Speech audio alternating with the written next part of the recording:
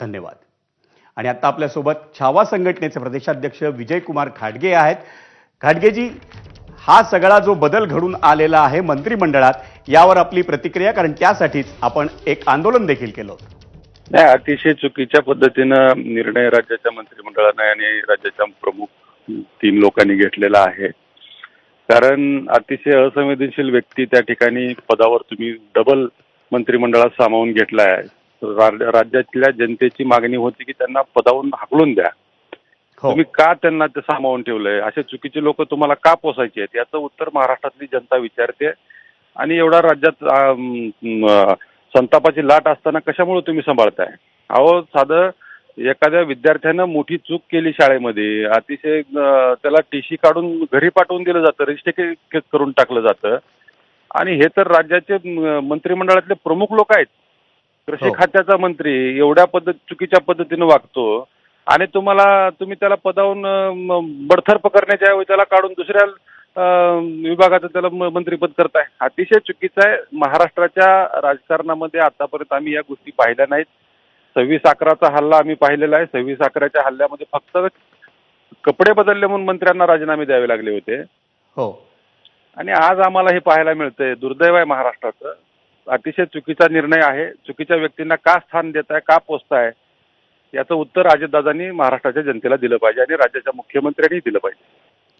विजयजी, खरं तर आम्ही आत्ता अंबादास दानवेंशी बोललो, अंजली दमानियांशी बोललो, दोघांचीही प्रतिक्रिया आपल्याशी मिळती जुळती आहे. पण या संदर्भात आपलं थेट अजितदादांशी देखील बोलणं झालं.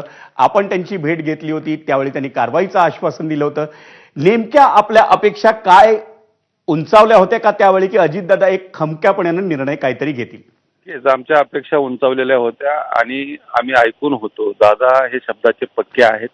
दादा निर्णय घेणार, दादा चुकीला माफ करणार नाहीत, दादा शब्दाचे पक्के आहेत, हे आम्ही आजपर्यंत ऐकून होतो. परंतु दादा कशामुळं दादानी युटर्न घेतलेला आहे आणि अशा पद्धतीनं चुकीच्या व्यक्तीला त्या ठिकाणी सामावून घेतलं, याचं उत्तर आम्हाला दादानी महाराष्ट्रातल्या जनतेला दिलं पाहिजे. कारण चुकीचा व्यक्ती पदावर बसल्याच्या नंतर राज्य अधोगतीकडे जातं हे आमच्यासारख्या सामान्य कार्यकर्त्यांना समजतंय. तर मग हे राज्यकर्ते प्रमुख लोक असून यांना का समजत नाही, हा प्रश्न आहे आमचा. विजयजी, या संदर्भात पुढचं पाऊल किंवा पुढचं आंदोलन तुम्ही काय निश्चित केलंय का, किंवा उद्या या संदर्भात तुम्ही तुमच्या संघटनेची बैठक वगैरे बोलवण्याच्या विचारात आहात की एखादं आंदोलन हाती घ्यावं? नाही, आता एक लक्षात घ्या, एवढं मेजॉरिटीनं महाराष्ट्रातलं सरकार बसलेलं आहे.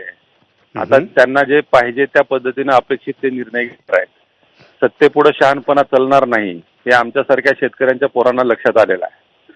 आमचा महत्वाचा मुद्दा आहे कृषी खात्यातला कोण मंत्री बसणार आहे आणि त्या कृषी खात्याच्या मंत्र्यांना शपथ घेतल्याच्या नंतर शेतकऱ्यांचे प्रश्न त्यांच्या समोर घेऊन आम्ही पहिल्यांदा जाणार आहोत. शेतकऱ्यांची कर्जमुक्ती झाली पाहिजे, सोयाबीनला भाव मिळाला पाहिजे, कापसाला भाव मिळाला पाहिजे आणि पीक विमा वेळेवर शेतकऱ्यांच्या खात्यात जमा झाला पाहिजे. हे 4 मुद्दे घेऊन कृषी मंत्री ज्या दिवशी शपथ घेतील त्याच दिवशी आमचं शिष्टमंडळ त्यांना भेटेल.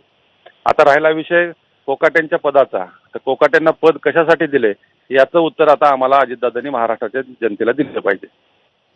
आणि आत्ता दत्ता भरणे हे या पुढच्या काळात कृषी मंत्री असतील, काय अपेक्षा असतील? आता तर तुम्ही थोड्या सांगितल्याच आहेत, पण जेव्हा दत्ता भरणे हे क्रीडा युवक खात्याचे मंत्री आता कृषी मंत्री म्हणून पटकन जेव्हा आपला भार स्वीकारतील